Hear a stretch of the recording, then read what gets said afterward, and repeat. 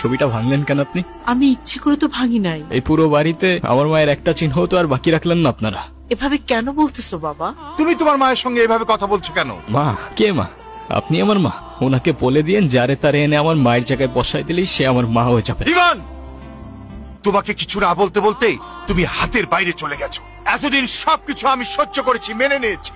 সামান্য একটা ভুলের জন্য এতটা বছর এরকম করা কোনো মানেই হয় না। ওনাকে বলে দিয়েন এটা কোনো সামান্য ভুল ছিল না।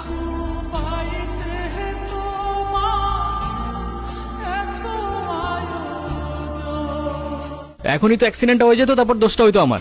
আরে আজও এখনো দাঁড়ায় আছেন কেন? সরেন। সরি। নাম কি?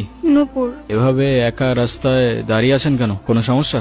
আপনি কোন দিকে যাচ্ছেন? আপনি কোথায় যাচ্ছেন? রূপগঞ্জে। আপনি চাইলে আমি আপনাকে ড্রপ করে দিতে পারি।